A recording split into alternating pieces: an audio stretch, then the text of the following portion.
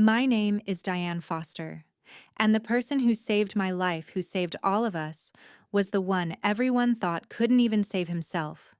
Trust me, you'll regret skipping this story. So before you sit back and listen, take a moment to like the video and subscribe to Grace's Truth. Now get in the mood to listen to this story because it might be the ultimate sweet revenge. They used to look at my son like he was broken. I saw it in the tight smiles from teachers, the slow-speaking nurses, the neighbors who tilted their heads and said, "He's such a sweet boy." And maybe he was. But sweetness wasn't all he had. Noah was born quiet. Not the type of quiet that draws concern immediately, but the kind that slowly becomes alarming, like a room that's too still after a scream. When he was 3 and still not speaking, I knew. Mothers always know. But knowing didn't stop the parade of specialists, the endless evaluations, or the labels. Autism. Moderate, they said. Delayed speech. Impaired social connection. High sensory sensitivity. He might never fully connect, one therapist told me, as if I hadn't already connected to him more deeply than anyone in my life. People pitied me. They always have. Especially after I left nursing and took the cashier job at the grocery store. They assumed I'd given up. What they didn't know was I gave up everything else so I could stay close to Noah. Not because he was helpless, but because I didn't trust the world to see what I saw in him. My husband Alan tried in his own way, but he was always better with numbers than people. He threw himself into accounting, long hours and silent dinners, always glancing at Noah like he was a complex equation he couldn't solve. And our daughter Hannah, she was the golden child.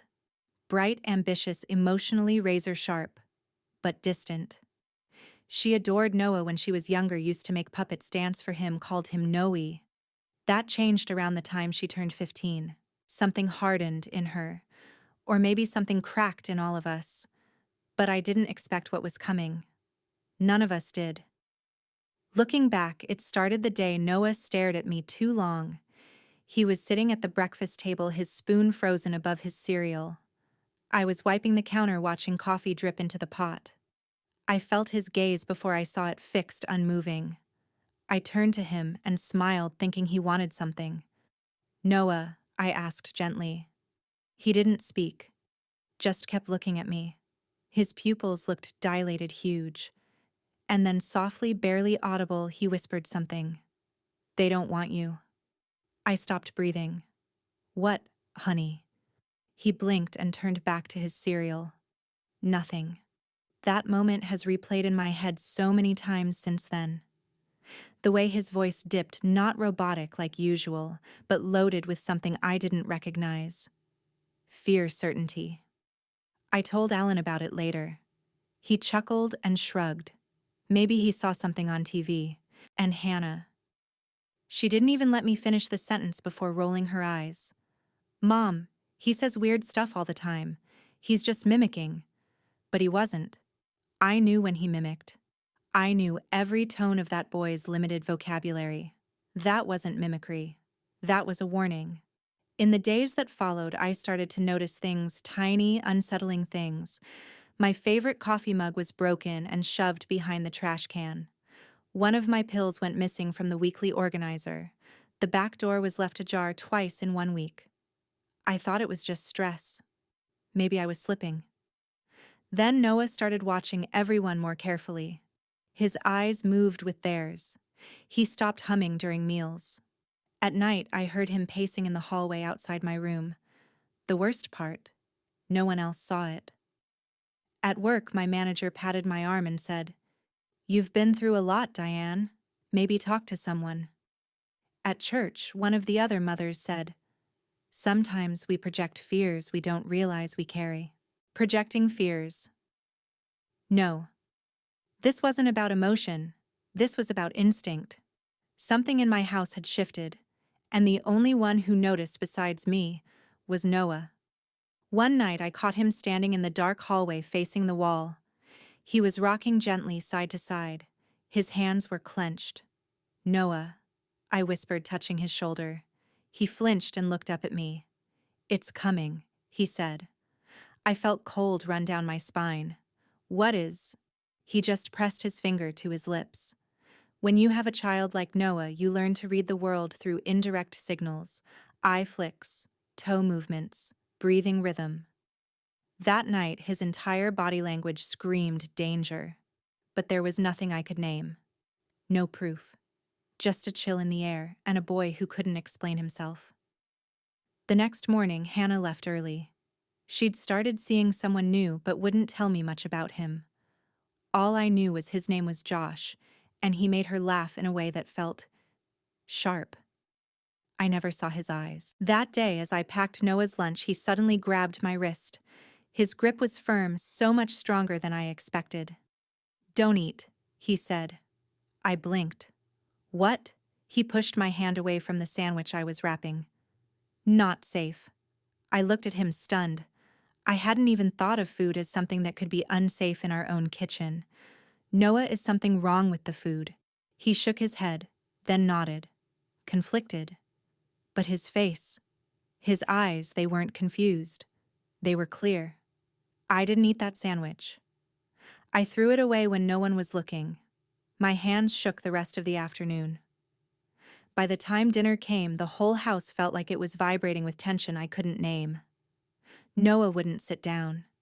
He stood in the corner watching the hallway. And as I looked at my family, Alan distracted Hannah texting, I realized something terrifying. No one was watching the one person who was watching everything. And soon, he would be the only one who could save us. They say silence is peaceful. But in my house, it had a sound, a sharp, cold hum that crept between the walls and settled into my bones. It wasn't the absence of noise that disturbed me. It was what that silence tried to bury. Alan barely spoke unless it was about bills or groceries. Our conversations had turned into logistical updates. Car needs gas. Noah's therapy bill came. We're out of detergent.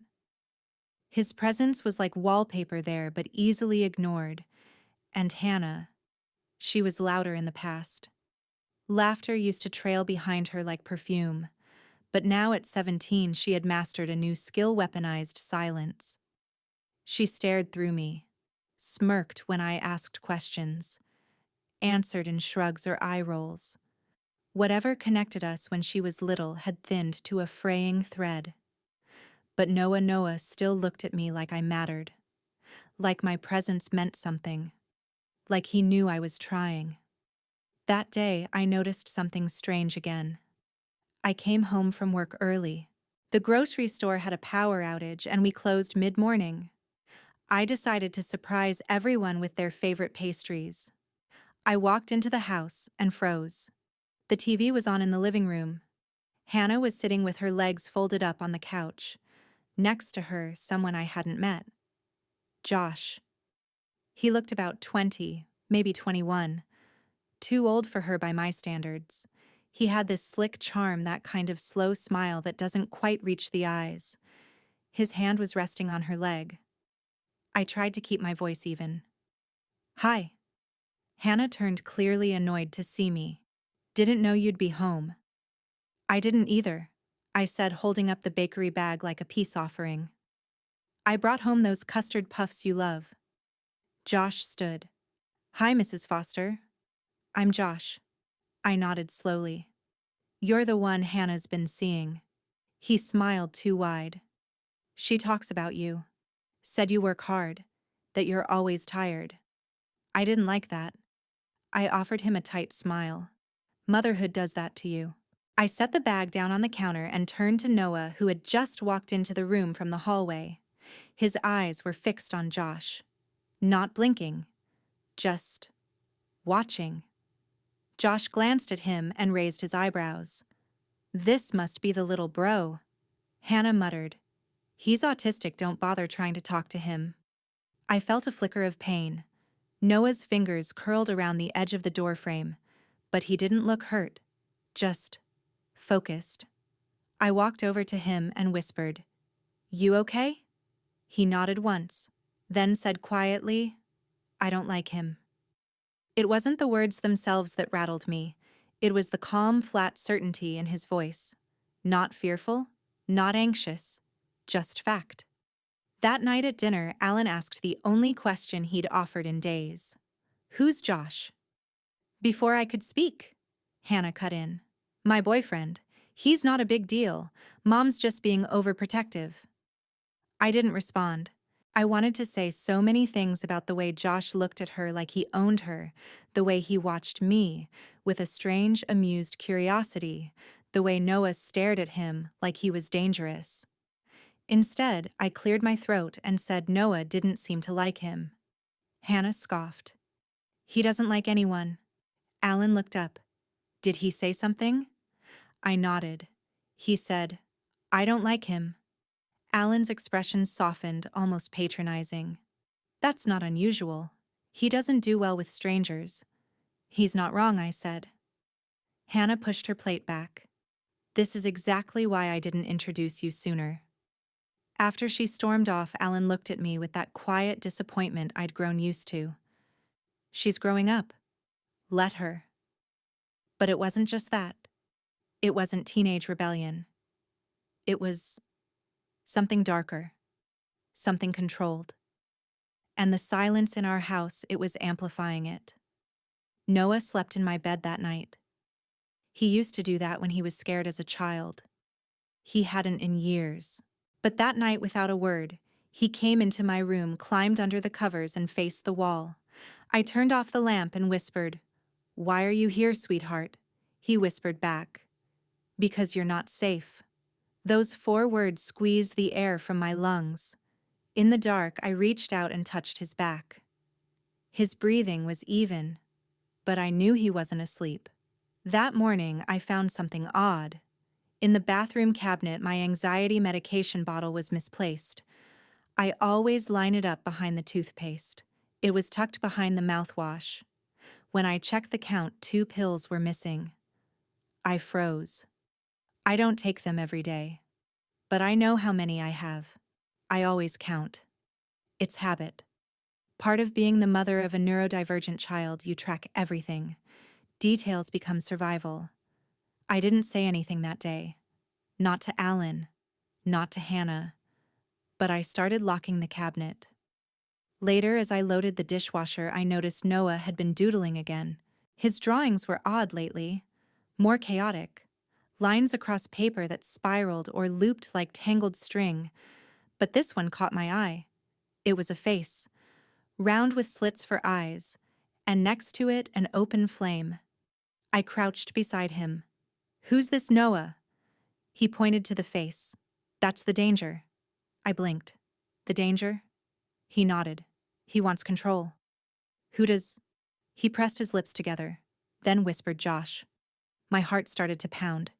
He has a fire. Noah shook his head. No, but his shadow does. What did that mean? I didn't know. Not then.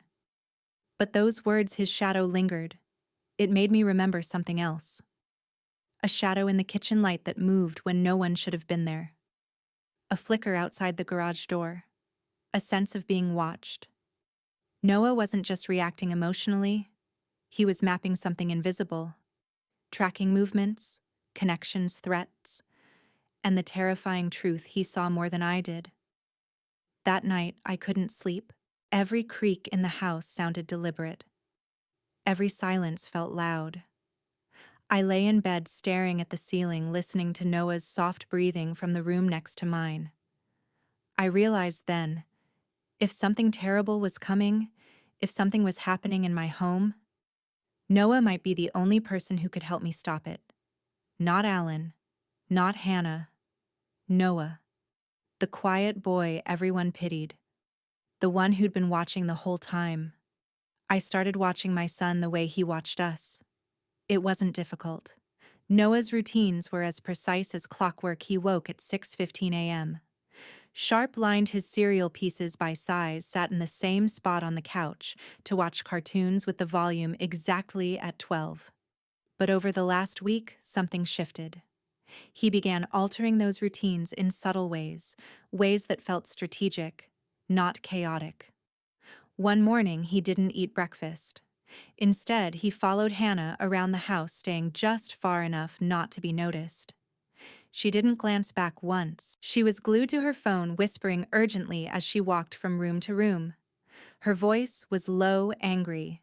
The only phrase I caught was, "She suspects something. I don't care. We'll figure it out." I stood frozen in the hallway, pretending to dust the bookshelf, ears straining for more. But she walked into the bathroom and shut the door. Noah crept up beside me. He looked up with eyes wide and clear. "She's lying," he said. I knelt down, whispering, "About what?" He tilted his head. "Everything." He didn't elaborate, but I believed him. That evening, I sat at the dining table sorting bills while Alan scrolled through his phone like it was more interesting than anything real. I tried to bring it up carefully. "Have you noticed Hannah acting strange lately?" He didn't look up. "She's 17. That's a full-time mood swing. I mean it. She's hiding something. And Josh is a phase." He interrupted. I leaned in. "Alan, she said something yesterday. Something about me suspecting." And Noah said Diane.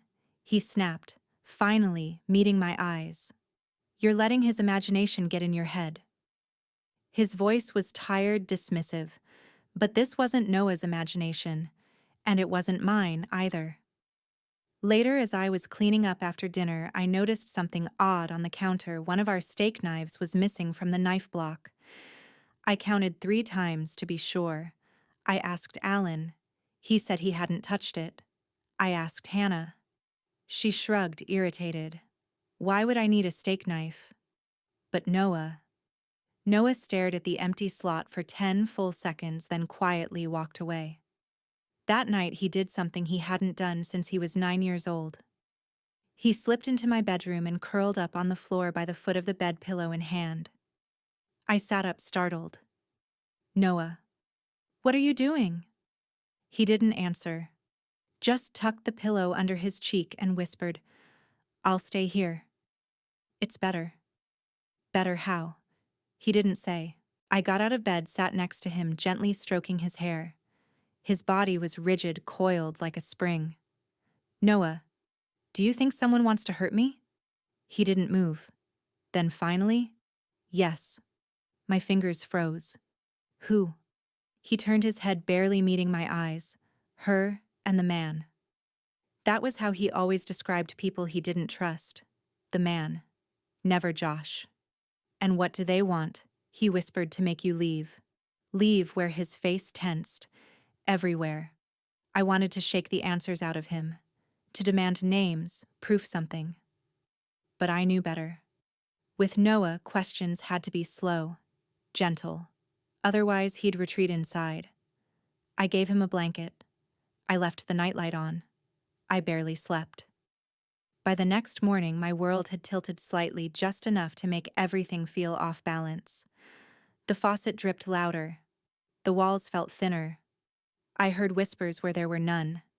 And I knew Noah knew something I hadn't seen yet. Later that afternoon, I returned home early again. I told the manager I wasn't feeling well, and for once, the lie felt like the truth. My head was swimming with theories I couldn't prove. The front door was locked. That was normal. But the back sliding door was cracked open. I walked inside slowly, carefully. The living room was empty, TV on static. Odd. Hannah's school bag was there, but no sound from her room. I called out Hannah. No answer. I checked the kitchen. That's when I saw Noah's shoes by the stairs, out of place. I crept upstairs. Hannah's door was shut. I pressed my ear to it. Laughter. Not hers. Josh. I backed away and turned to leave, but just as I reached the bottom step, Noah appeared from the shadows of the hallway. His face was pale. His eyes locked on mine. "Don't go upstairs again," he whispered. I froze. Why not? He walked to the kitchen drawer and pulled something out. A crumpled paper towel. Inside it, 2 of my missing pills. My knees buckled. I grabbed the counter for balance. "Where did you find this?" I asked. He pointed to the trash can. "They dropped it." "Who did?" His lips trembled. "She did." When he told her not to give me one, give you one, my voice cracked. He nodded. I pressed both hands to my mouth. This wasn't paranoia anymore. It wasn't imagined. My own daughter was trying to drug my autistic son. Or worse. I called Alan. I begged him to come home. He sighed and muttered something about being in the middle of a client audit. "You're spiraling again, Diane," he said. "Let it go." I hung up. I looked at Noah. "I believe you," I whispered. His face softened. That night, I changed the locks while Alan was still at work. I told Hannah we were having electrical work done and the alarm system had to be reprogrammed. She bought it. Barely. I kept Noah in my room. I locked the bedroom door. As I sat beside him while he sketched in silence, I realized the scariest thing wasn't that my daughter might want me gone. It was that the only person trying to keep me safe couldn't even explain why. But I didn't need the words anymore. I saw the truth in his drawings, in his eyes, in his fear. Noah wasn't broken. He was aware. And he was the only one awake in a house that refused to open its eyes. Something in our house felt dangerous. Not dramatic. Not loud. Just off. Like the weight of the air had changed. Like the walls themselves were holding their breath. It started with smells. I woke up one morning to the faint scent of something burning. It was subtle, almost like charred wood or scorched plastic. I ran to the kitchen expecting to find a fire, but nothing was on. The stove was off. No smoke, no flames.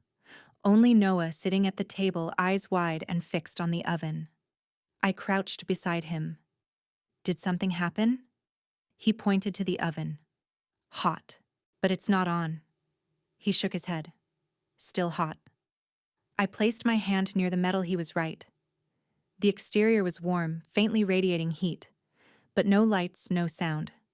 The appliance was completely off. I checked the knobs. All turned to off. No residual gas smell, just that faint burn. My skin prickled. I told Alan about it later. He grunted. "Maybe you forgot to turn it off earlier." "I didn't cook anything," I said. He shrugged. "Then it's faulty. Get it checked." But something told me it wasn't a fault. That evening, I stood in front of the kitchen window staring out into the backyard, and for a split second I thought I saw someone standing at the edge of the trees, not moving, just watching. By the time I blinked, they were gone, or had never been there at all. Noah was in the living room stacking coasters into a precarious tower. I sat beside him. "What's out there?" I asked. He didn't look up. "It comes from outside." "What does he stopped building?" Then whispered, "The danger." A chill ran down my spine. "I saw someone," I said. "I think they were watching the house." He didn't answer, just started stacking the coasters again, only this time he built a wall. A small perimeter. A shield. That night, I triple-checked all the doors, locked every window. I lay in bed wide awake, staring at the ceiling, heart pounding in the quiet. Then at 3:17 a.m., the smoke alarm started blaring. I leapt from bed, heart racing, feet pounding the floor. Noah was already in the hallway, arms over his ears, rocking back and forth. I grabbed him. "It's okay. It's okay." There was no smoke, no heat. Nothing. I climbed onto a chair and yanked the alarm down. It wasn't even connected. The batteries had been removed. I stared at the device in my hands, heart pounding. It shouldn't have been able to make a sound. I turned to Noah. "You heard it too, right?" He nodded. It was warning. From what his eyes moved to the hallway. Someone wanted to test it. I called Alan at work the next day. He sighed when I told him. "You're overreacting.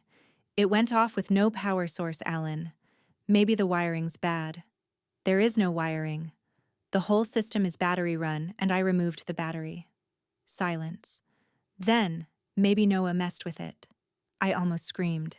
He doesn't lie. And you know that. He also doesn't understand electricity, Diane. You're grasping. No, I whispered. I'm paying attention. That was the difference between us. He wanted to rationalize it away. I wanted to face it. Noah stood silently in the kitchen that night while I prepared dinner. He didn't touch his food, didn't hum like he usually did. He just sat still, staring at his reflection in the dark window. "What are you looking at?" I asked. He said, "They're waiting." "Who?" His head turned toward the hallway. "I don't know their name." I had this image sudden and sharp of something slithering between the walls of our home, invisible, but real. Something Noah could feel even if I couldn't yet see it. Later, I stepped outside to take out the trash. I was barely 3 feet from the back door when I heard it click behind me. Locked. I hadn't locked it. I never locked it when taking out the trash. I jiggled the handle. Nothing. I moved around to the front. Locked. Every window closed. I banged on the door. "Noah, it's Mommy." I waited. And waited. After 3 minutes, the door creaked open. Noah stood there, pale and trembling.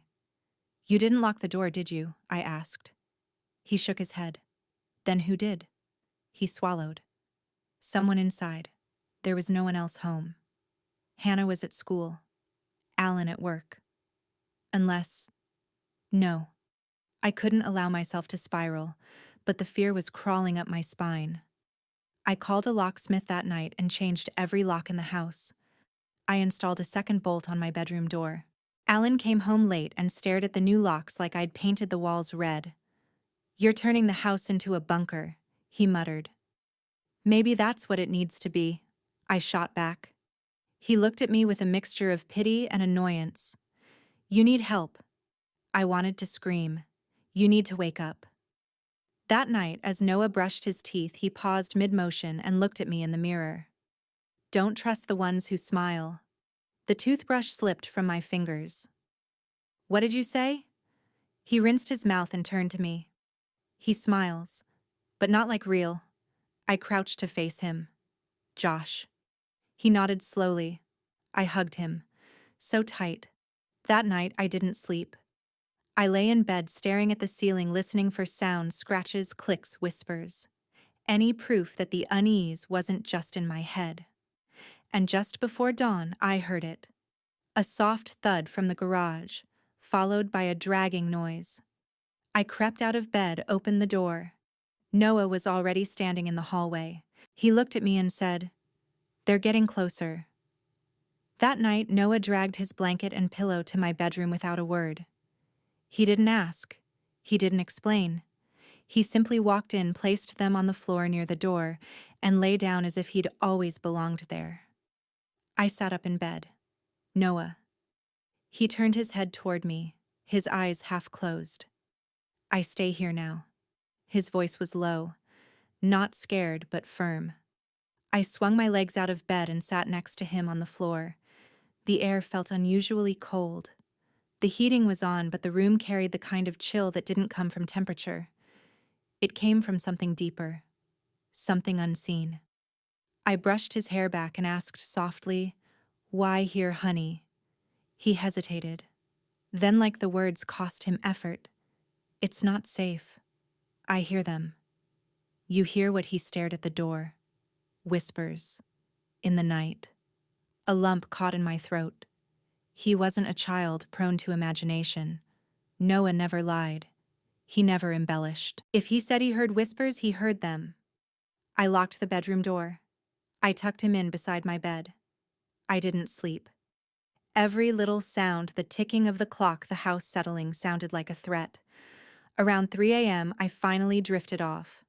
At 3:12, I woke up to the faint click of the doorknob trying to turn. My blood turned to ice. I bolted upright. The bolt I had installed held firm, but someone was trying to open the door from the hallway. My heart pounded. Noah was still asleep beside the bed, curled under the blanket like a question mark. The knob stopped moving. Silence returned. But I didn't sleep for the rest of the night. The next morning, I confronted Alan. "Did you try to come into my room last night?" He looked baffled. "What? No. Did you wake up?" Get a drink. Use the bathroom. No, I was out cold. Hannah. She got in late. You know she barely speaks to us, Diane. I looked him in the eye. Someone tried to open my door. He opened his mouth, closed it, then laughed dry and low. Are you hearing things now? I left the room before I did something I'd regret. Later that day, Hannah was in the kitchen when I walked in. She jumped like she hadn't heard me approach. She quickly turned off the stove. I glanced over. A small pot with water was boiling, but the stove knob was turned to the highest flame. I reached for the handle. What's this? She shrugged. Just tea. Changed my mind. But the pot was dry. The water had long evaporated. The bottom was scorched black. Why would you leave it like this? She rolled her eyes. I forgot. God, are you monitoring me now? Before I could say more, she stormed out. Noah wandered in moments later. He looked at the stove, then at me. He pointed. She left it for you. I froze. What do you mean? He made a gesture, hand waving near the flame, then pointed to me again. For you. You think she wanted to burn me? He didn't answer. He just sat on the floor and started drawing. I went through the security footage from the small camera I'd hidden near the back door a few weeks earlier. Most of it was quiet. But then, at 2:08 a.m., the night before, I saw a figure moving toward the garage. Tall, hooded, slim build. Not Alan. Not Noah. Hannah. She was barefoot, her hair loose. She walked to the door, tried the knob, then stood still for over a minute just staring at it. She never knocked, never called out, just watched, and then walked away. I didn't know what scared me more, the fact that she was doing it, or the fact that I didn't understand why. Was it drugs? Was Josh putting her up to something? Was she unwell, or had something else entirely gotten inside her? That night, I moved Noah's mattress into my room. If he needed to be close to me, then fine, we'd make it official. We brushed our teeth side by side. I tried to make it feel normal. He lined up his toothbrush, his cup, the little blue towel he always used. Order kept him calm. That night, nothing calmed him. He kept turning toward the window as if expecting someone. I closed the blinds tightly, locked every entrance again, double-checked the garage, everything sealed. And yet at midnight, the fire alarm blared again. Noah shot upright, covering his ears. I ran to the hallway. No fire, no smoke. The unit blinked, but again, no battery inside. That was the last straw. I pulled Alan from bed and dragged him into the hallway. I shoved the blinking alarm into his hands. This is the second time it's gone off without power. Explain it. He looked at it bleary-eyed. Maybe the wiring stopped, saying that I removed the battery. How is it making noise? He stared at it, then at me. You're exhausted. You're starting to unravel. And there it was. Unravel. The same word my mother used when she had her first breakdown. The word people use when they want you to doubt yourself. When they want to gaslight you into believing the world in front of you doesn't exist. Noah stepped into the hallway, still pale from the noise. He looked up at Alan. Stop. She's not crazy. The words stunned both of us. It was one of the clearest, most complete sentences he had ever spoken. Alan blinked. Did he just? Yes, I said. Yes, he did. Noah walked to me and held my hand. He looked at Alan again. She's right. It's here. That was the moment Alan's face changed, not to belief, not fully, but to fear. Because Noah didn't speak like that. Not unless it was serious. Not unless it was real. I brought Noah back to bed and lay awake beside him. He didn't sleep. Neither did I. In the silence, he whispered, Tomorrow is the day. It's coming. What is, honey? He didn't answer. He just turned to the wall and whispered one word over and over. Fire. Fire. Fire. Hannah changed overnight. There was no slow descent, no gradual shift. It was as if she'd shed her skin and emerged someone else. She used to hum while getting ready for school. I hadn't heard a tune in weeks. She used to kiss my cheek absent-mindedly when passing me in the hallway. Now she barely looked at me. If she did, it was with an expression I can only describe as entertained. Like she knew something I didn't. Like I was part of a game she'd already won. The morning after the second fire alarm, she descended the stairs in full makeup at 7 a.m. Not a smudge out of place, like she'd been up for hours. She poured herself coffee she didn't drink, then left the pot on the burner without turning it off. I followed her. Did you forget the burner? She didn't even turn. Guess I'm forgetful. Or maybe careless. She smiled, teeth flashing like glass. Isn't everyone? Then she was out the door. I unplugged the coffee pot. My hands were shaking. That day, Noah didn't eat breakfast. He sat at the table, drawing brow furrowed like he was doing an exam only he could understand. I peeked at the paper's sharp black scribbles, angular shapes, two tall rectangles, and a stick figure between them. "Who is that?" I asked.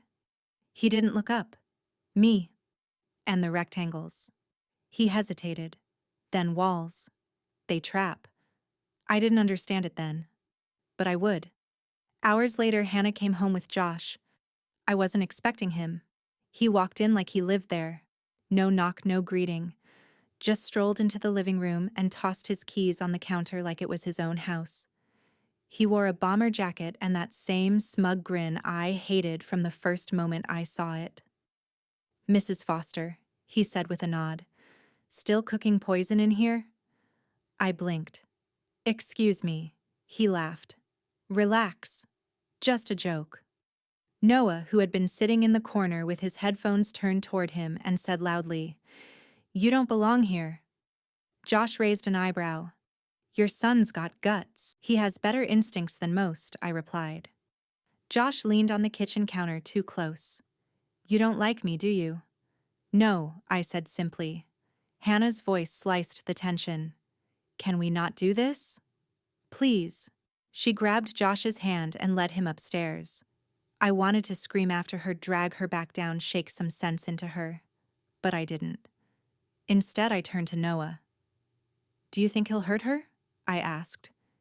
He stared at the ceiling. "He already has." I didn't push. I knew better.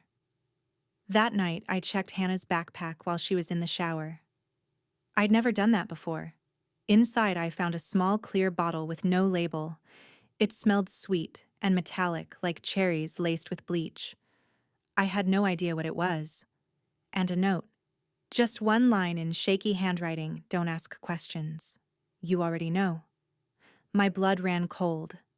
I shoved the bottle into my coat pocket and slid the note back where I found it. I flushed the liquid down the sink while Noah watched silently from the doorway. He didn't ask what it was. He just said, "Good. You took it away." I turned to him. "Noah, where did she get that?" He hesitated. "From him. Josh." He nodded. "He brings danger in his coat." I felt dizzy, like the floor tilted beneath me. Later that night, Alan came home early, a rare event. We sat at the table. I told him everything, what I found, what Noah said, what I suspected. I laid it all out like evidence in a trial. He listened, expression unreadable. When I finished, he ran a hand down his face. "That's a lot. You believe me now?" He sighed. "I believe something's happening. That's not enough. It's all I can give you." That's when I realized something devastating: Alan wasn't going to save us. Not now. Not ever. I was on my own. Just me and Noah. At 2 a.m., I was awakened by a faint shuffling sound. I sat up, heart already racing. Noah's bed was empty. I jumped out of bed, opened the door, and found him standing in the hallway, arms stretched wide like a barrier. I rushed to him. "Noah, what's wrong?" He pointed to Hannah's room. "Don't go in." I tilted my head. "Why?" He looked at me, eyes wide. "He's there." My breath caught. "Josh." He nodded. I reached for my phone, but before I could dial, I heard the door creak. Josh emerged shirtless, calm, unbothered. He met my gaze and smirked. Couldn't sleep either. Get out of my house, I said. Hannah appeared behind him. Mom, don't. No, he's not welcome here. This is my home. Josh held up his hands. Easy, Mrs. Foster. We were just talking. In her bedroom. At 2 a.m., Hannah glared at me. You're insane. I stepped forward. Out. Josh smiled. You sure you want to push me like this? That threat hung in the air like smoke. But then from behind me, Noah said, Leave now, or the fire will start. Josh turned. Something about Noah, his stance, his eyes, his certainty unnerved him. For the first time, I saw fear flicker in Josh's face. He grabbed his jacket. We're going. They left. Hannah slammed the door behind them. Noah whispered, He'll come back. I believed him, because the house didn't feel safe anymore. It felt like a matchbox soaked in gasoline. And Noah somehow could already smell the flame. The house was too still. That kind of stillness where even the refrigerator hum feels ominous. Noah had barely spoken since the confrontation with Josh. He wasn't drawing anymore. He was watching. Always watching. I could feel it too. Something was building. Something was pressing in from the edges of our reality like the floorboards knew what was coming before we did. It happened 2 nights later. I was walking past the kitchen when I heard Hannah's voice low, tense. I stopped. She was in the laundry room, the door cracked just enough. I stood motionless, the soft rustling of the dryer masking the sound of my breath. I told you she's getting suspicious, she whispered. A pause, then a muffled reply, male deep but hushed. Josh. Then she has to go, he said. Go where? Out of the house. Out of their lives. Or something worse. I pressed closer. She found the bottle, Hannah muttered. So deny it. Josh snapped. She doesn't have proof. I don't know she's watching me constantly. And Noah. Another pause. He's starting to get in the way. Josh let out a low growl. He's just a freak. If he talks, no one will believe him, especially not her husband. I felt sick. That was when I made a mistake. My elbow grazed a laundry basket, knocking it off the shelf. Silence. Then footsteps. I bolted down the hallway and ducked into the coat closet, heart slamming in my chest. I heard the laundry door open. She heard us. Josh whispered. Are you sure? Hannah replied. She was standing right outside. Footsteps moved down the hallway, then paused right outside the closet. I held my breath. Then Josh's voice, low and steady. She's getting too close. And then, laughter. Not loud, not even playful. Just cruel. They didn't knock on the door. They didn't pull it open. They walked away as if nothing had happened. But I stayed there for another 10 minutes, too afraid to move. When I finally stepped out, I walked directly into Noah. He was standing in the dark hallway clutching one of his old stuffed animals, a blue elephant he hadn't held in years. He didn't look scared. He looked ready. You heard it? I asked. He nodded. They want you gone. What do I do? He reached into his pajama pocket and handed me something, a folded piece of notebook paper. On it were 3 names. Mom. Me. Fire. I stared at it. What does this mean? He pointed at each word in turn. They'll try. Soon. But I won't let it happen. I didn't know how to process that. A child, not even a legal adult, was the only one in this house who fully saw what I was walking into. I spent the next day researching shelters, lawyers, anything. But it was hard to prove what I knew. All I had were feelings, fragments of threats, a missing steak knife, and a boy who couldn't explain everything with words. That night, I tried to talk to Hannah. I waited until Alan was in the shower. We sat at the dining table. The room was lit only by the overhead pendant light. You need to tell me the truth, I said. She looked bored. About what? About Josh? About the bottle? About what you're planning? She leaned back, folded her arms. You're seriously paranoid. I heard you talking. No, you didn't. I heard everything, Hannah. Her smile faded. And who's going to believe you, Dad? The police? I will, said a quiet voice behind us. Noah. He stepped forward, clutching his elephant eyes steady. She lies. He lies. But I don't. Hannah stood. This is insane. I stood too. What happened to you, Hannah? What happened to the little girl who used to sing to Noah in the bathtub, who kissed me goodnight without being asked? Her eyes filled with tears, but they didn't fall. They just sat there like she didn't know what to do with them. That girl got tired of being invisible, she whispered. What, you only see him? You don't see me. The pain in her voice stunned me, but I couldn't find sympathy, not after everything she'd allowed to fester. No one's invisible in this house, I said, but you've let something in. Something ugly. She walked away. I didn't sleep that night. I sat in the hallway outside Noah's room listening, waiting. At 2:43 a.m., the hallway light flickered. The smoke alarm let out a faint, choking beep just once. I stood slowly. The kitchen light was on. I moved quietly. When I turned the corner, the burner on the stove was on high, nothing on it. No pot, no pan. Just gas and flame. And above it, hanging from the rack, was the missing steak knife. Pointed down, suspended by a loop of string, waiting for someone to reach up. I turned the burner off. That was when I felt it. Eyes. Noah was standing by the doorway. He raised his hand and pointed to the garage. The trap, he whispered. I rushed to it. The garage door was locked from the outside, but the key was missing. Inside the garage, a pillow, a blanket. Like someone had prepared it to lure me. That's when I realized they weren't just planning to scare me anymore. They were planning to remove me. And Noah. He had seen it all before. I even knew what to look for. The fire alarm wasn't a malfunction. It was a warning. One final flicker before everything spiraled. It was 1:27 a.m. when it went off again. But this time it wasn't a single beep. It screamed. I jumped out of bed, heart hammering. Noah was already up, standing by the door with his shoes on, his backpack slung over one shoulder. He looked at me and said one word. Now. I didn't ask questions.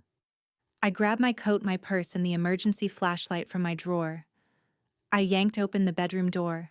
Smoke clung to the air, not thick yet, but present. Bitter. Faint. It crept through the hallway like a whisper. Noah pulled my hand. Front door, he said. Fast. Where's Hannah? I gasped. She left. Not here. We raced down the stairs, the smoke getting heavier with every step. I glanced toward the kitchen, and that's when I saw it. Flames. Small at first, licking the bottom of the curtain by the stove. The window above it cracked. The burner on again. But this time, something was piled above it. A dish towel and paper. Torn pages. Dry kindling. Whoever set it had planned for it to spread. I pulled Noah tighter and shoved the front door open. We stumbled into the cold night air, coughing. That's when I turned around and watched as the flames leapt from the kitchen window, devouring the curtains. The fire was real. It wasn't imagined. It wasn't a dream.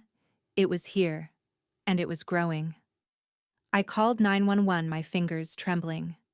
No one else is inside, I said breathlessly. Just me and my son. We got out. Ma'am, the operator asked. How did you know there was a fire? I looked at Noah. He did, I whispered. He saved us. The fire department arrived within minutes. By the time the trucks rolled up, the kitchen was fully engulfed. They contained it before it spread to the second floor, but the damage was brutal. My house, the place where I had tried so hard to keep control, was now a blackened shell. Alan arrived just as the flames were dying down. He parked crooked, left the door of his car swinging open. His eyes found us immediately. He ran to me frantic. What happened? Noah, still clutching my hand, turned to him. She wanted it to burn. Alan looked from him to me. Who? I answered. Hannah. He looked stunned. That's... Diane, no. No way.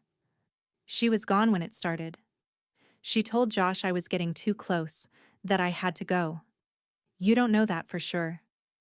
She locked me in the garage the night before I snapped. She hung a knife above a gas burner like bait. I've seen enough. And so has Noah. Alan turned to our son. Is that true? Noah nodded. Slowly, deliberately. Then to both of us he said, they wanted her gone. I didn't let them. His voice was soft, but there was something fierce behind it, something unshakable. Alan looked at me like he was finally seeing something too. I didn't believe you, he said. No, I whispered. You didn't. Firefighters gave the all clear for us to retrieve any salvageable items from the living room. Most of it was smoke damaged. The pictures on the walls were curling, the couch soaked. But one thing was untouched. Noah's sketchbook.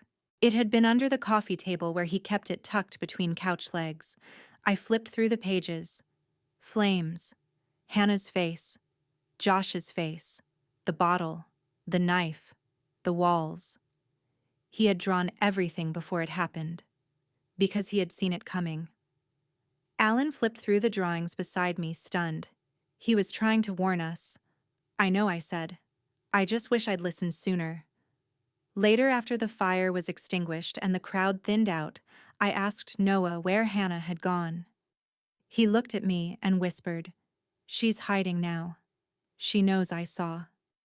The alarm pierced the night like a scream tearing through silence. It wasn't the first time it had gone off, but this time something was different. It was louder, longer, shrill enough to wake the dead. I bolted upright in bed, my chest pounding. Noah, I called out, but I didn't need to wait for a response. He was already standing by my door, fully dressed, his backpack on, shoes tied tight. His face was pale, his jaw tight with urgency. He didn't hesitate. He simply said, now. One word, steady, clear. No panic, just certainty. I threw off the covers and rushed to my closet, pulling on a coat with shaking hands. I grabbed my purse and the flashlight I'd hidden weeks ago beneath a drawer of socks. My fingers struggled with the zipper. My mind screamed, move. Trust him. Noah tugged on my arm and pulled me toward the door. I followed him barefoot down the hallway. The air smelled strange, like something had already happened. Halfway down the stairs, I stopped. I smelled it. Smoke. Not just a wisp of something forgotten on the stove. This was thick, bitter, and heavy, curling up through the air like it was crawling for us. Noah, I said, frozen mid-step, what's happening? He didn't answer. He kept pulling, and I followed. As we turned the corner at the bottom of the stairs, the answer came in a burst of orange light. The kitchen was glowing. Not the soft, cozy glow of the morning sun or the flicker of a stovetop burner. This was fire. Real, dancing, rising fire. Licking up the side of the curtains and creeping across the wooden cabinets like it had been waiting for permission to grow. No, I whispered. No, no, no. The source was the stove. All 4 burners were on full flame. But there was more newspapers, dish rags, and something I couldn't even name had been piled on top of it. This wasn't an accident. This had been set. Someone had built a fire. A small, careful bonfire inside my kitchen. Noah yanked harder this time toward the front door. Out, he shouted, and that was enough to snap me out of my shock. We rushed out of the house into the freezing night. The cold slapped my face, but it grounded me. I turned just in time to see the fire leap higher, kissing the window glass until it cracked with a loud, haunting pop. I pulled out my phone and dialed 911 with trembling hands. There's a fire, I told the dispatcher. In our kitchen. It's spreading fast. My son, he got us out. The woman on the other end tried to keep me calm, but my eyes were locked on the flames. I couldn't stop watching them. It was like watching a truth you never wanted confirmed. Someone had tried to burn us. And if Noah hadn't been awake, if he hadn't known, we wouldn't have made it out. The fire trucks arrived in minutes. The night turned red and blue, sirens slicing through the dark. Firefighters stormed in through the front and back doors with their equipment shouting to each other in short, clipped bursts. Alan's car screeched into the driveway not long after. He leapt out, eyes wild, panic etched into every line of his face. Diane. What the hell happened? I didn't answer him right away. I was still holding Noah's hand. His little fingers were curled around mine, warm and solid. My anchor. We almost died, Alan, I finally said. Someone set the kitchen on fire. He stared at me like I was speaking in another language. What do you mean, someone? Someone arranged it. Someone wanted it to look like an accident. Gas, rags, paper. It was deliberate. Alan turned to the firefighters hauling out charred debris, then back to me. And that's when Noah spoke. She wanted the fire. Alan turned to him. Who? Noah looked directly at him. Hannah. My husband blinked like he'd been slapped. No, no. Diane, please tell me he doesn't mean that. I didn't answer with words. I just held out the sketchbook Noah had brought out with him. It had been stuffed into his backpack. Smoke-stained but intact. Alan flipped through the pages slowly. Drawing after drawing, the kitchen, the flames, the stove, the match. Josh. A knife. A small bottle with skull marks. A page that looked almost like a map of the house with flames drawn in the kitchen and arrows pointing to the bedrooms. He looked up at Noah, face pale. You saw this coming? Noah nodded. She said you wouldn't believe. Who? Alan whispered. Hannah. Alan staggered back a step. No. She wouldn't. She's just a girl. She wouldn't. I looked him straight in the eye. She would. And she did. I don't understand. You don't have to understand it, I said quietly. You just have to believe it. The firefighters finally emerged to tell us it had been contained. The second floor was mostly smoke damaged, but it hadn't spread. We were lucky, they said. But it didn't feel like luck. It felt like grace delivered by a boy no one ever believed would do something heroic. I sat on the curb, Noah beside me, wrapped in my coat. We watched as our home smoldered quietly under the night sky. Alan stood behind us, saying nothing. Noah leaned his head on my shoulder. She was going to hurt you, he said softly. I know. I stopped it. You did. You believe me now, I turned to him. My eyes were full. I always did, sweetheart. I always did. The morning after the fire, the world felt strangely hollow, as if the blaze hadn't just consumed part of our house, but also part of our lives. The air was thick with the acrid smell of ash and melted plastic lingering like a ghost that refused to leave. I stood on the front lawn wrapped in a threadbare cardigan borrowed from a kind neighbor, my legs numb from the cold. Around me, the familiar chaos of emergency crews and insurance inspectors swirled, but I felt oddly detached. The flashing lights, the buzzing radios, the hushed conversations, they were all background noise to the pounding in my chest. The house, my home, now sat gutted and charred. The windows were boarded with rough planks. The kitchen was a blackened ruin, and the walls I had so carefully decorated with family photos were nothing but skeletal frames stained with smoke and soot. I wanted to cry, but I couldn't. Not yet. Alan sat beside me on the porch steps, hands clasped tightly, his shoulders hunched as if trying to disappear into himself. He had been silent for most of the morning, staring at the blackened remains as though willing them to rebuild themselves. I don't understand, he said finally, voice barely audible. How could this happen? I swallowed hard. It was arson. He blinked like he hadn't heard me properly. Arson. Yes. I said, my voice stronger than I felt. The fire department found accelerants near the stove. It wasn't an accident. Someone wanted this to happen. He looked at me, then really looked at me, who I hesitated. The word felt heavy on my tongue. Hannah. Alan recoiled as if I'd slapped him. No, that can't be. I nodded slowly, the weight settling deeper in my chest. She disappeared after the fire. Her phone is off. Josh isn't answering either. They're gone. Alan stared into the distance, eyes vacant. She's just a kid. She wouldn't. She would? I interrupted. And she did. Noah sat quietly nearby on the cracked sidewalk, hugging his knees to his chest. His face was calm, too calm. It was the kind of calm that comes from carrying burdens too heavy for anyone to understand. I walked over and sat beside him, gently brushing his hair from his forehead. "Do you want to talk?" I asked softly. He shook his head. After a long pause, he whispered, "They didn't care if I got hurt." The honesty of his words cut deeper than any flame. "I know, honey," I said, choking back tears. "She would have let me burn too," he added, voice low. I reached out and took his hand. "I'm so sorry." He didn't cry. He didn't tremble. He just stared up at the sky like he was searching for some kind of peace beyond all this pain.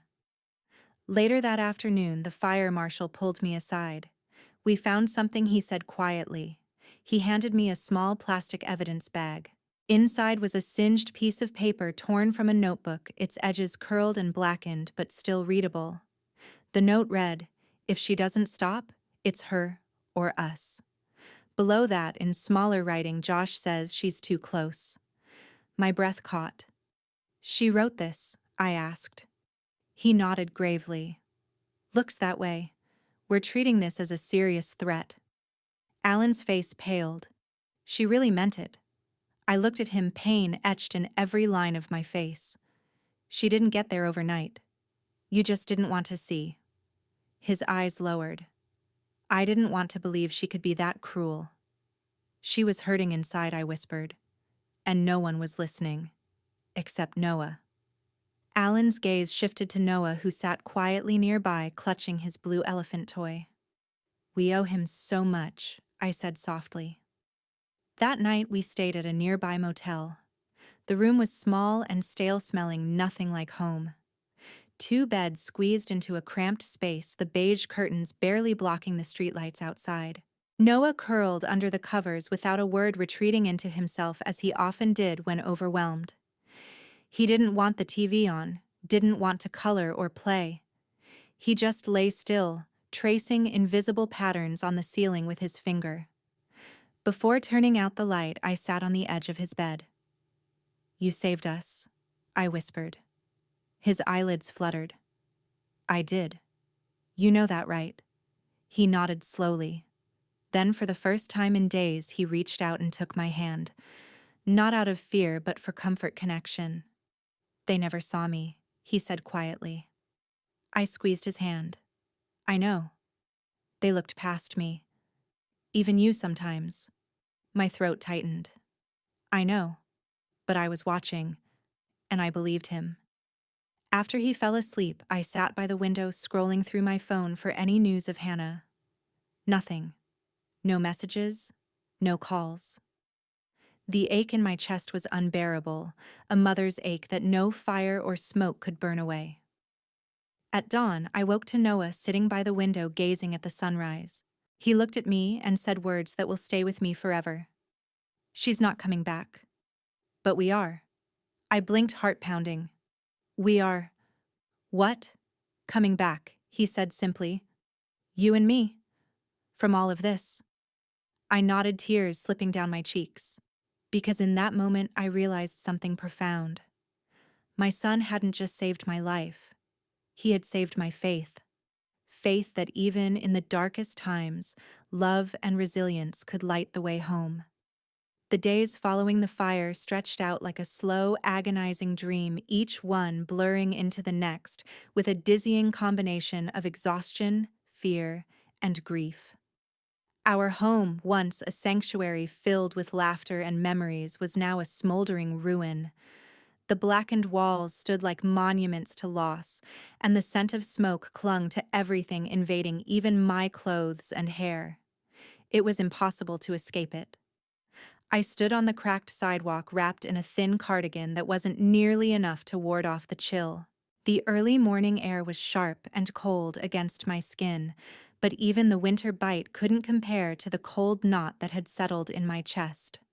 Around me, the noise of the world carried on, the buzzing of insurance adjusters, the murmurs of firefighters giving their reports, the quiet clicking of cameras documenting the devastation. But inside I felt removed, as if watching from behind a pane of glass. Alan sat nearby on the porch steps, head bowed, hands clasped tightly between his knees. His usual reservedness had become something heavier, a shadow that kept him silent and distant. For the first time in years, I didn't feel the warmth of his presence. Instead, there was a painful gulf growing between us, filled with unspoken regrets and fear. I wanted to reach out to him, to scream about how he had ignored the warnings for so long, how he'd refused to see the danger lurking in our own home. But the words stuck in my throat. Instead, I focused on the one steady presence beside me, Noah. He sat quietly on the cracked concrete, knees drawn to his chest, his blue elephant toy crushed in his small hands. His face was calm, but there was a weariness in his eyes that felt far too old for his years. I could see the weight he was carrying, the trauma etched in every line of his body. I approached him slowly, sitting down beside him and brushing a stray lock of hair from his forehead. "Do you want to talk about it?" I asked gently. He shook his head, eyes fixed on the distance. After a long pause, he whispered, "They didn't care if I got hurt." The honesty in his voice shattered something inside me. "I know, honey," I whispered, tears threatening to spill. "She would have let me burn too," he added quietly. I swallowed hard, unable to find words that could ease the pain. Instead, I wrapped my arm around his shoulders, pulling him close. "I'm so sorry." He didn't cry. He didn't tremble. He just stared up at the sky, searching for some kind of solace beyond the darkness. Later that afternoon, the fire marshal pulled me aside. "We found something," he said quietly, his voice laced with sympathy. He handed me a small plastic evidence bag. Inside was a singed, crumpled piece of paper torn from a notebook, its edges curled and blackened but still legible. The note read, "If she doesn't stop, it's her. Or us." Beneath that, in smaller handwriting, was another chilling sentence: "Josh says she's too close." My breath caught in my throat. "She wrote this?" I asked, disbelief creeping into my voice. The marshal nodded gravely. "Looks like it. We're treating this as a serious threat." Alan's face went pale when he saw the note. "She really meant it," he whispered. I looked at him, the pain and frustration coursing through me. "She didn't become this overnight. You just refused to see." His eyes dropped to the ground. I didn't want to believe she could be so cruel. She was hurting, and no one was listening. Except Noah. Alan's gaze shifted toward our son, sitting quietly nearby, clutching his stuffed elephant. "We owe him everything," I said softly. That night we found ourselves in a musty motel room, not home but a place to rest. Two beds squeezed into a small space with cheap beige curtains blocking out the streetlights. Noah curled beneath the covers, his small frame tense and withdrawn. He didn't want the television on, didn't want toys or distractions. He just lay still, tracing invisible patterns on the ceiling with his finger. Before I turned out the light, I sat on the edge of his bed and whispered, "You saved us." His eyelids fluttered. "I did. You know that, right?" He nodded slowly. Then, for the first time in days, he reached out and took my hand, not out of fear, but for comfort. For connection. "They never saw me," he said quietly. I squeezed his hand gently. "I know. They looked past me. Even you sometimes." My throat tightened. "I know. But I was watching." And I believed him. After he drifted to sleep, I sat by the window staring up at the dark sky, the stars flickering like fragile promises. The silence was thick, filled with memories and unspoken fears. Would we be okay? Could we rebuild from this? Noah stirred beside me. He turned his head toward mine, small fingers curling around mine once more. "We're still here," he whispered. "Yes," I said, tears streaming down my cheeks. "We'll come back from this," he promised. The fragile hope in his voice was a light in the darkness, and in that moment I believed it too. Because despite everything, the betrayal, the loss, the pain, we still had each other. And sometimes, that is all that matters. The weeks after the fire passed in a blur, each day bleeding into the next like an endless gray canvas. Our home, the place where memories had been carefully built over the years, was now just a scar on the earth, blackened and hollowed out by the flames. The scent of smoke still clung to my clothes and hair, invading even the small rental apartment we'd moved into. It was a cramped, impersonal place, nothing like the warmth and familiarity of the house I had lost. The walls were blank and cold, the furniture sparse and mismatched, a constant reminder of how much had been taken from us. I would wake in the night, startled by strange noises and shadows, yearning for the safety I once felt. Noah was more withdrawn than ever. He kept his sketchbook close like a shield, filling page after page with precise angular drawings.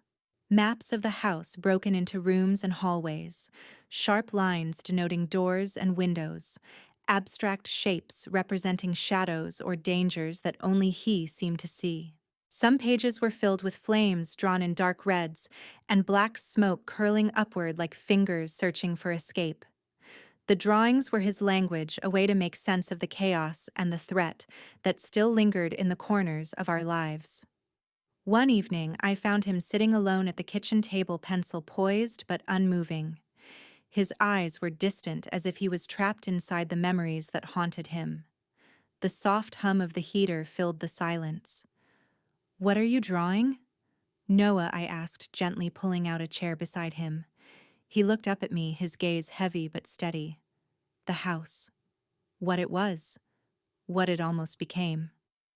I reached over, brushing a stray lock of hair from his forehead. "You saved us, Noah. You saw what no one else could." His fingers tightened around the pencil and he whispered, "I did what I had to." There was a quiet strength in that simple admission, but behind it I could see the deep ache of someone who had carried far too much for a child. It was an ache that no words could fully reach. Every time I looked at him, I felt both pride and sorrow. Pride for his courage, his sharp mind, his unwavering vigilance. Sorrow for the isolation, the fear, the burden he had borne alone in a world that often refused to understand him. Alan tried to be present to help to connect, but the distance between us had grown into a vast chasm. His guilt weighed heavily on him. The man who once led our family with quiet steadiness now sat in shadow, struggling to find his place in the wreckage. One afternoon, he approached me hesitantly in the kitchen. His hands were trembling slightly, his voice barely above a whisper. "I'm sorry, Diane," he said, "for not seeing it sooner, for not protecting you and Noah." I looked up at him, the hurt in my chest raw and exposed. "I need you to be better," I told him. "For Noah. For me." He nodded, but the uncertainty in his eyes told me the road ahead would not be easy. Noah remained the thread holding us together, his quiet presence a reminder that even in the darkest times, hope could flicker. One night after Noah had fallen asleep, I sat by the window gazing at the sky. The stars shone dimly through the light pollution, distant but persistent. The silence wrapped around me, thick and heavy. Would we ever feel safe again? Could we rebuild what was lost? Could I protect my son from the darkness that had nearly swallowed us whole? I felt a sudden movement beside me. Noah stirred, blinking awake. His small hand reached out, finding mine in the dark. "We're still here," he whispered. "Yes," I answered, tears slipping down my cheeks. We're still here. He turned his head toward me. We'll come back from this. The hope in his voice was fragile but fierce, a beacon cutting through the despair. I believed him. Because despite everything, the betrayal, the pain, the loss, we still had each other. And sometimes, that was enough.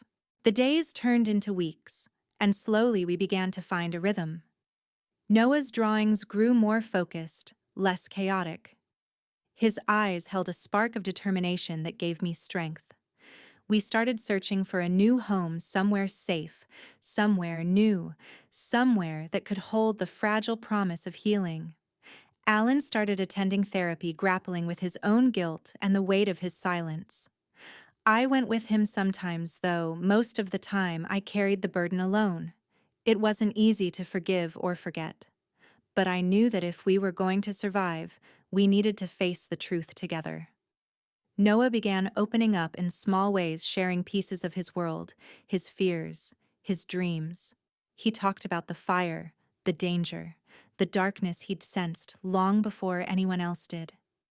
His words were sparse but powerful, a window into the mind of a boy who had seen too much but still held on to hope. One afternoon, as we sat together in the park, Noah looked up at me and said, "Mom, I'm scared, but I'm strong." I smiled through tears. That's my brave boy. He leaned his head against my shoulder, and in that moment I felt a quiet certainty. No matter what came next, we would face it together. Because love, in its purest form, was the strongest fire of all. That night, everything changed forever. The day had dragged on like a thick fog settling over our lives, a weight pressing down that I couldn't shake.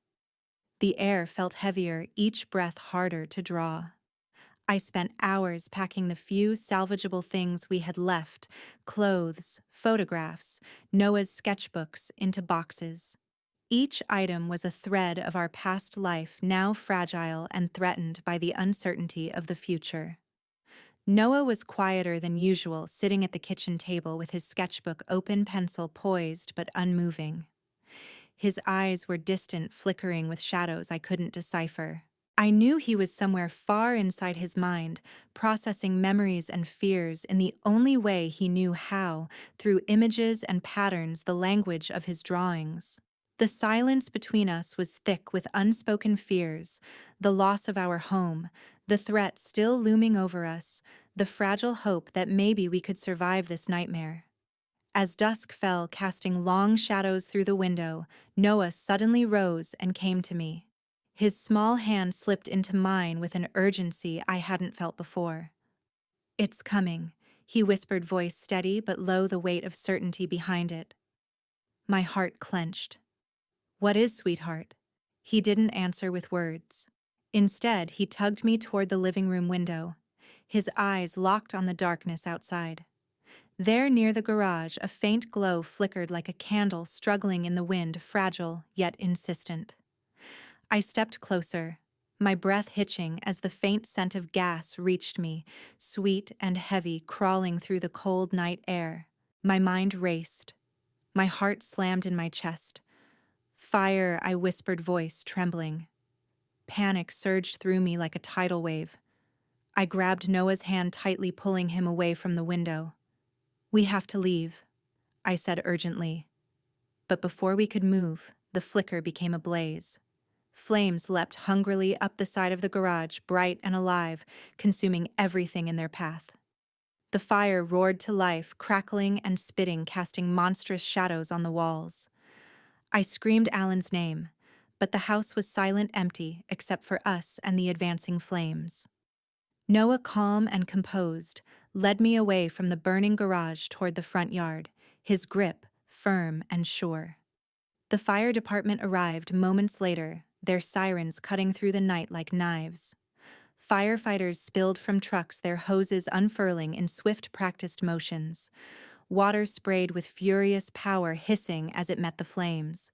Commands rang out sharp and clear, cutting through the chaos. But despite their efforts, the fire had claimed its prize. The garage was a blazing ruin, flames licking the roof's edges, threatening to spread to the rest of the house. Alan's car screeched into the driveway shortly after, his face drawn and pale. He jumped out and ran toward us, shouting my name with panic. Noah turned to him and said quietly, "I saved us again." Alan's voice broke. "I don't know how to thank you." I pulled Noah close, feeling the fierce strength emanating from his small body.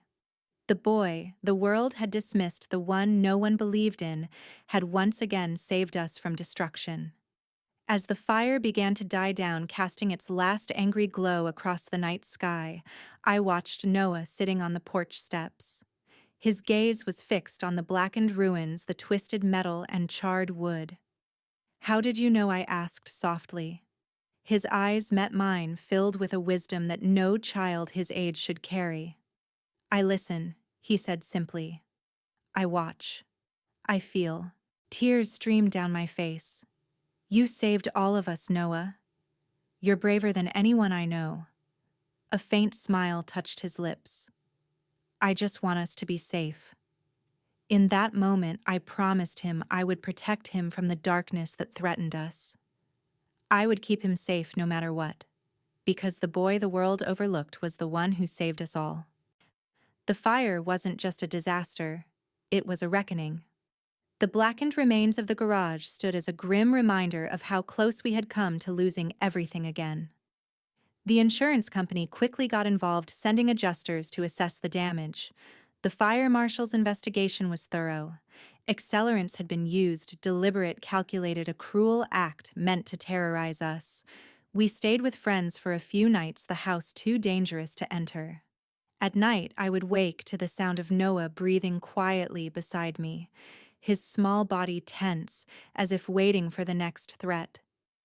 I held him close, whispering promises of safety I wasn't sure I could keep. Alan tried to pull himself together, but the guilt weighed on him like a lead weight. He attended meetings with me, spoke to counselors, but the distance between us seemed to grow with each passing day. Noah began to speak more in broken sentences, fragments of the terror he'd witnessed, the fears he carried alone. His drawings grew more detailed, and intense flames licking at walls, shadowy figures looming in doorways, escape routes sketched in frantic lines. One evening, he said to me, "They came close. I stopped them." I nodded, my voice catching. "You saved us all, Noah." But the house wasn't the only thing broken. Our family was fracturing, fragile as smoke in the wind. The days stretched into weeks, each one a battle to rebuild what had been lost in walls, in trust, in hearts. Noah struggled with sleep.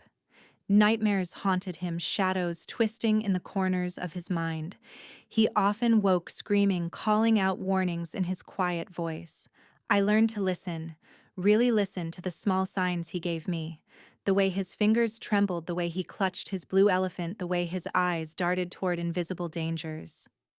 I found myself becoming his protector in a way I never imagined, reading the world through his eyes, learning to see what he saw. Alan tried to help, but the distance was hard to bridge. His silence sometimes cut deeper than the threats outside our walls. I wondered if he saw Noah as a burden rather than a savior. Hannah was nowhere to be found, disappeared into the night, leaving only a trail of broken promises and silence. In the quiet moments, I whispered to Noah, "We will make it through, together." And I believed it. One chilly autumn night, as we sat on the porch of the rental house, wrapped in blankets against the cold, Noah looked up at the stars with eyes full of fierce hope. "We're still here," he said softly. "Yes," I whispered, tears in my eyes. "We'll come back from this," he promised. The flame of hope burned small but bright between us, a promise that no matter the darkness, no matter the threats, we would survive. Because the boy who saved us all was still here, and so was I. The aftermath of the fire left scars deeper than any visible burn. The physical damage was devastating, but the wounds within our family ran even deeper, fractures that no repair crew or insurance claim could ever mend. Alan finally broke down one late afternoon, the weight of his silence and denial collapsing under the unbearable truth. We sat in the cramped living room of our temporary rental, the dull light from the overcast sky casting long shadows across the faded walls. The room was cluttered with boxes, some unopened, others spilling their contents like relics from a past life. Alan's hands trembled as he reached for a glass of water, his eyes fixed on the floor. The quiet between us was heavy and suffocating, filled with things unsaid, with regrets that screamed in silence. "I need to tell you something," he said finally, voice raw and brittle. I looked at him, heart pounding. After so long of avoidance, this was the moment I'd feared and hoped for, the moment when truth would break free. He swallowed hard. I knew. I suspected something was wrong for a while. More than just Hannah's attitude or her boyfriend. Something darker. But I was afraid to face it. Afraid of what it meant. I waited, breath shallow, every nerve alert. I was afraid of losing everything he confessed. I thought if I ignored it, if I kept pretending, maybe it would go away. That somehow my silence could protect us all. The words cut deep. Not because they were new, but because I had been carrying the burden alone for so long. His admission was both a relief and a wound. "I needed you to be brave," I said softly, "but you were scared. And that scared me too." Alan's eyes filled with tears. "I'm sorry. I'm so sorry." We sat there, the space between us filling with a fragile honesty that felt like a first step toward healing. The truth was harder to face than any fire or threat from outside. Our family had fractured, splintered by betrayal, fear, and silence. Hannah was gone. Disappeared into the night after the fire, leaving behind only shadows and unanswered questions. Her absence echoed through every empty room, every silent phone call. The daughter I once knew, the little girl who used to sing lullabies to Noah, was lost somewhere in the darkness. Alan and I tried to find her, reaching out to friends, family, and authorities, but every lead turned cold. It was as if she had vanished completely. Noah bore the brunt of her absence and the trauma we had endured. He became quieter still, retreating inward, but holding on to a strength that surprised even me. His drawings shifted, no longer just maps of our house, but stories of survival and protection. Figures with shields and flames with wings, battles between light and dark. One night he said to me, "I'm scared, but I'm not broken." I held his hands and promised, "We will get through this. Together." To rebuild, we had to confront the past, the secrets, the lies, the moments we wished we could erase. Alan started therapy, digging into the pain and regret that had kept him silent for so long. It was a difficult process. There were tears, arguments, moments when I thought he might give up. But slowly, piece by piece, he began to face the truth. I too sought help, alone at first, then together with Alan and Noah. Our therapists helped us untangle the trauma, and guilt gave us tools to rebuild trust and communication. It wasn't easy. Healing rarely is. But in the midst of it all, I saw something remarkable, a glimmer of hope. A chance to rewrite our story. Noah's voice was the most powerful of all. For years he had been silent or speaking in fragments, misunderstood by the world. But after the fire, after the near destruction of everything, he began to speak more clearly. One afternoon at a therapy session, he said, "I protect Mom. I see danger." The room fell silent. The therapist looked at me, then at Alan. "Your son has an extraordinary awareness. He saw what others missed." Alan nodded slowly. "He saved us." Noah smiled shyly, his small face lighting up. That moment marked a turning point. For the first time, Noah wasn't invisible. He wasn't just the boy with autism. He was a protector, a beacon of strength. Trust had been shattered, but we were determined to rebuild. We started small family dinners without distractions, evening walks in the park, quiet moments where we just listened. Alan made efforts to be present, to support Noah and me. It was awkward at first, but genuine. I forgave him for the silence, for the fear, for the times he turned away. Forgiveness wasn't forgetting. It was choosing to move forward. Noah blossomed in that space of safety. His laughter returned in small bursts, his curiosity sparked again. He started school with renewed confidence, making friends who saw beyond his diagnosis. And I watched amazed as my son grew into the protector I always knew he could be, not just of me, but of himself and the family we were rebuilding. Our journey was far from over. The shadows of the past still lingered, the fear, the loss, the unanswered questions about Hannah. But hope had taken root. We were stronger than the fire, stronger than the threats that had tried to tear us apart. And in Noah's quiet strength, I found a new beginning. One crisp autumn evening, as the sun dipped low, casting golden light over the trees, we stood together on the porch of our new home. Noah held my hand, his face turned toward the sky, eyes shining with determination. "We're safe now," he said softly. "Yes," I whispered, tears in my eyes. "We're safe." Alan stood beside us, his arm around my shoulder, a quiet promise in his gaze. Together we faced the future not as broken fragments, but as a family forged by fire, bound by love. And I knew, no matter what came next, we would face it together. The weeks after Alan's confession and the fragile rebuilding of our family were some of the most exhausting and enlightening of my life. The fire had scarred more than our home. It had left deep, invisible wounds that required care, patience, and courage to heal. And yet, despite the damage, I found myself growing stronger, more determined than ever to protect what mattered most: Noah and the fragile family we were trying to hold together. Our new house was modest and quiet, nestled on a tree-lined street far from the chaos that had defined our lives for so long. The rooms were smaller, the walls bare, and the air still felt foreign, but it was safe. For the first time in what felt like years, I could breathe without the heavy weight of fear pressing down on me. Noah adjusted surprisingly well.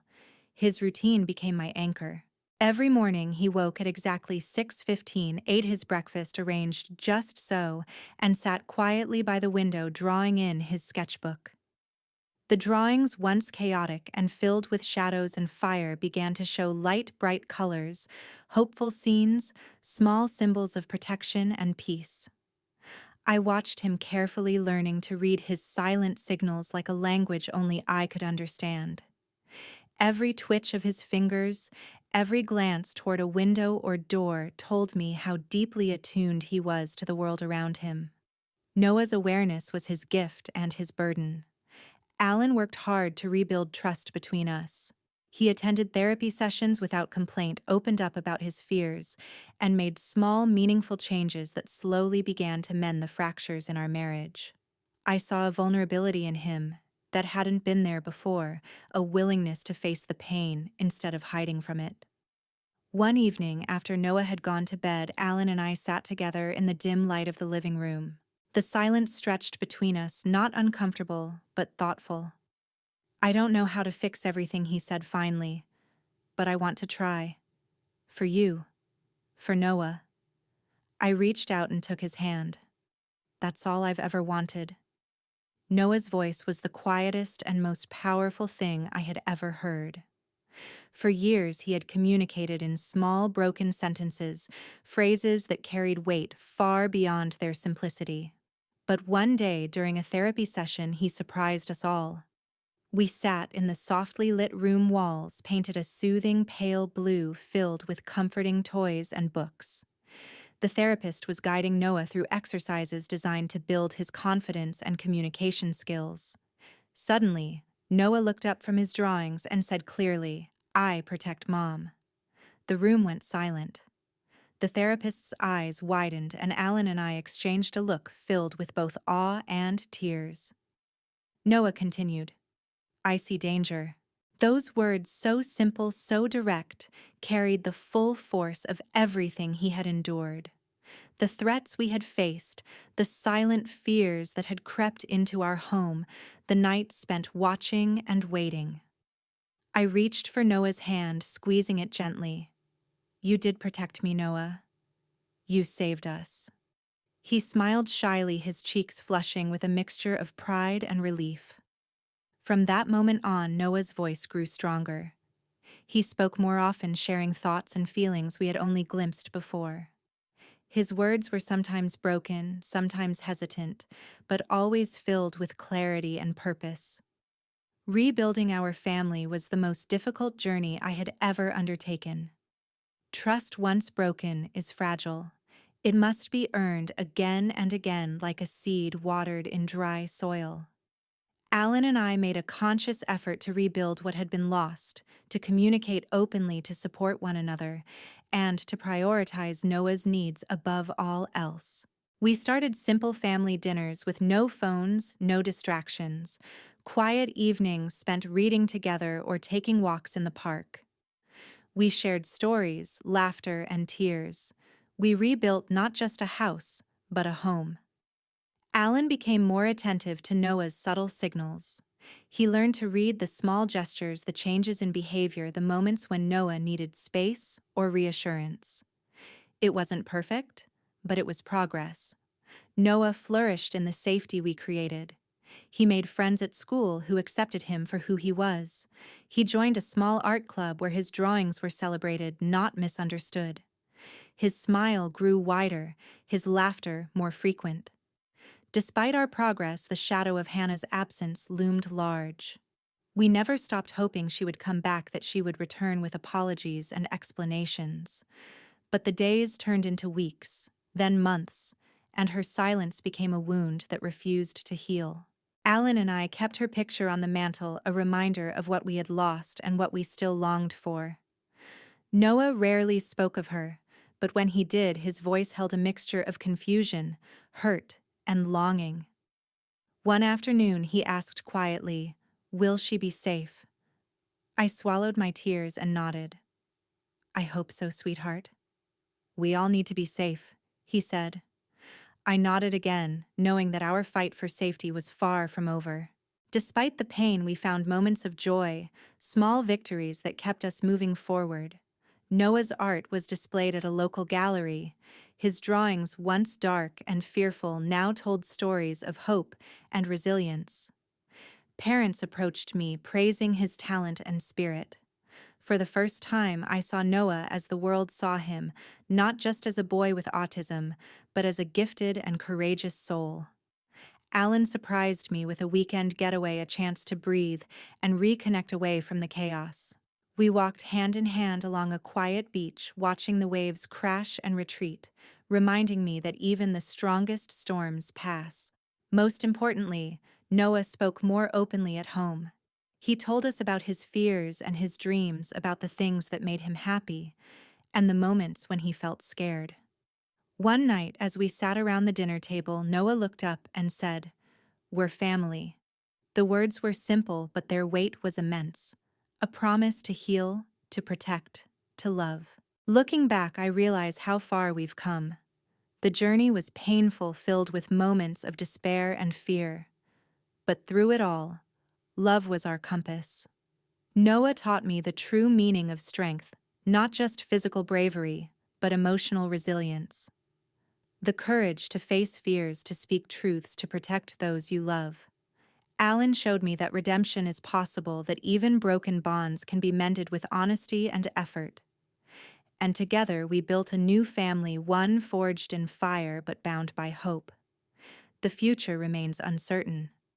We don't know where Hannah is or if we will ever find her. The wounds she left behind will take time to heal. But I am no longer afraid. With Noah by my side, with Alan rebuilding beside me, I am ready to face whatever comes next. Because the boy who saved us all is not just my son, he is my hero. And I will protect him and our family with everything I have. The dawn after that long, restless night was quiet but heavy. I woke before the sun, my body still tense from the lingering echoes of fear and adrenaline. Noah was already awake, sitting by the window, tracing patterns on the glass with his small fingers. The faint light painted soft shadows across his face, shadows that seemed to hold both innocence and ancient wisdom. I sat beside him without a word. For years, I'd tried to understand this boy, this complicated, extraordinary soul who had saved me more times than I could count. But even now, with everything we'd been through, he still held mysteries I might never fully grasp. He looked up at me, eyes clear and steady. "Mom," he said quietly, "we're safe now." I swallowed the lump in my throat and nodded. "Yes, sweetheart, we are." The words felt fragile, as if saying them aloud might shatter the delicate peace we'd finally begun to build. But they were true. The fire had marked the turning point, not just in the physical destruction it wrought, but in how it forced us to face our truths. The flames had consumed what was no longer safe and burned away the lies that had kept us apart. In the aftermath, our family faced the hardest work healing. Alan, once distant and withdrawn, had slowly become a steady presence again. His apologies were sincere, his efforts undeniable. He learned to listen, truly listen, to Noah's needs and fears and to mine. The walls we'd built around ourselves began to crumble, replaced by fragile bridges of trust. Noah's voice grew stronger. No longer the quiet observer, he began to share his thoughts and feelings with us, sometimes halting, sometimes bold, but always honest. He was no longer the boy who retreated into silence and drawings of fire and shadows. He was a fighter, a protector, a beacon of hope. And I was his mother, finally able to meet him fully without fear or doubt. Our home was new, modest, but filled with love. It was a place where Noah could feel safe to be himself, where Alan and I could nurture the fragile bonds we'd forged in hardship. Every corner held stories of survival and growth. Noah's artwork covered the walls, bright, vibrant pieces that told of healing and courage. His laughter filled the rooms, a sound I had almost forgotten. Alan and I learned to communicate again, to share not just responsibilities, but emotions. We attended therapy sessions together, breaking down barriers that had built up over years of silence. And though Hannah was still absent, a wound in our story, we chose to hold on to hope. Hope that she would find her way back, or that someday we would find peace without her. Noah's strength was quiet but immense. He taught me to see the world differently, to appreciate the small moments, the unspoken connections, the courage it takes to face each day when the world feels overwhelming. His protective nature was a shield that extended beyond himself, reaching out to those he loved. He was a guardian in the truest sense, not just of our family's safety, but of our hearts. I often marveled at his resilience. The boy who once stood trembling in fear had become our pillar, our quiet hero. There were moments when the pain resurfaced, memories of the fire, the betrayals, the nights spent waiting for danger to pass. But these moments were softer now, like distant echoes rather than sharp wounds. I found solace in the simple rhythms of life: morning coffee, with Alan, Noah's hand in mine as we walked through the park, the way light filtered through the kitchen window. These small moments were miracles, reminders of what we had survived and what we had rebuilt. Sitting beside Noah that morning, I made a silent vow. No matter what the future held, whether darkness or light, I would protect this family. I would stand by Noah's side, honoring his courage and loving him without reservation. Because he had saved us all, not just from fire or fear, but from the fractures that threatened to break us. And now it was time to live fully, to love deeply, to move forward, together. The story I have told is one of pain and betrayal, but also of hope and redemption. It is a testament to the power of love, especially the love between a mother and her son. I share this not because I want sympathy or pity, but because I know so many others walk similar paths. The road may be hard, the nights long, but there is light on the other side. If you are struggling, know you are not alone. There is strength within you, quiet, steadfast, unbreakable. And if you have a story to tell, I invite you to share it here. Together, we can heal. Together, we can rise. Thank you for listening, for staying with me through this journey. If this story touched your heart, Please consider subscribing to Grace's Truth. Share your thoughts in the comments. Your voice matters. Because every story deserves to be heard, and every truth has the power to heal.